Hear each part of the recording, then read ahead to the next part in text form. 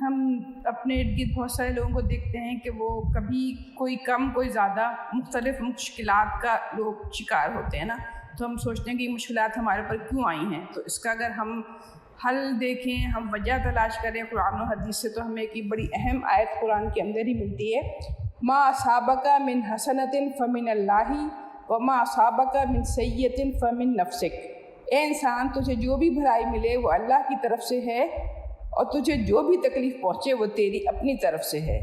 یعنی اکثر مواقع پر جو ہمیں مشکلات تکالیف آئی ہوتی ہیں وہ اس وجہ سے آتی ہیں کہ ہم نے خود اپنی زندگیوں کے اندر گناہوں کو شامل کر رکھا ہوتا ہے، اور ہماری زندگیوں میں اللہ کے ساتھ وہ تعلق نہیں ہوتا جیسا کہ اللہ ہم سے چاہتا ہے.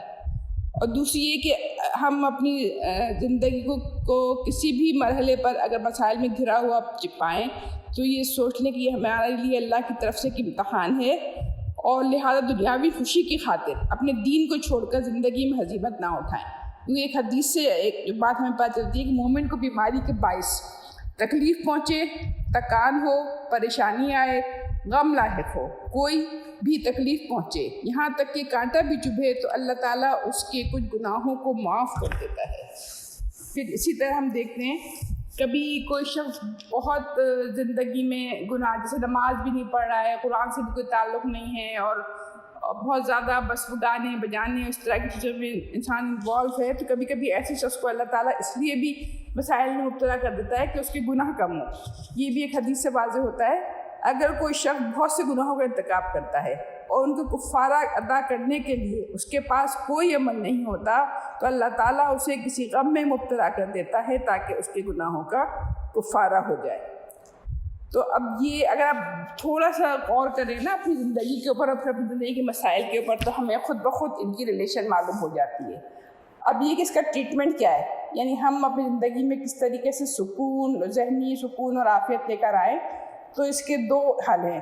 ایک تو یہ کہ آپ نے جو بھی گناہ کیے ہوں اللہ تعالیٰ سے اس سے کامل خلوص کے ساتھ ان سب کی معافی مانگیے اور اپنے طور طریقوں کو درست کرنے کا عہد کیجیے. اچھا، اب اس میں سب سے پہلے تو آپ کی نمازیں اور قرآن کے ساتھ آپ کا تعلق ہی آ جاتا ہے. اب آپ اپنی نمازوں کا جائزہ لیں کہ آپ پوری پڑھ رہے ہیں.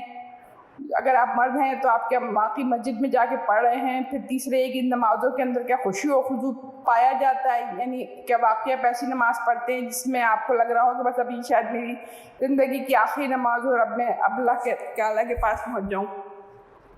دوسرے یہ ہے کہ عبادت کا جو وقت ہے اور معیار ہے یہ بڑھائیے. کیونکہ اگر آپ دیکھیں اللہ تعالیٰ نے سورہ ضحیٰ میں ان لوگوں کو امید کا پیغام دیا ہے جو زندگی میں آزمائش اور مشکل وقت سے گزر رہے ہوتے ہیں.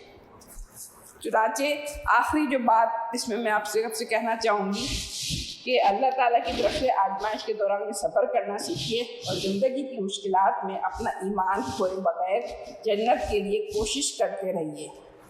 یہ بھی یاد رکھیے کہ زندگی کے تمام مسائل کا حل گناہوں میں کمی کرنے اور توبہ اور استغفار اور نیک اعمال میں اضافہ کرنے میں مضمر ہے. استغفار کا تو الگ ہی پورا وہ ہے نا جو سورہ نوح میں کہا گیا یہ والی بات کہ استغفار کی وجہ سے اللہ تعالیٰ نعمتیں دیتا ہے.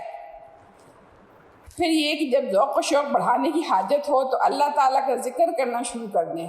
قرآن مجید کو پڑھنا اور قرآن مجید کی روح پرور آیات کے مجموعے پر ایک نظر ڈالنا بھی بہت آپ کے لیے سیکھنے میں معاون ثابت ہوگا.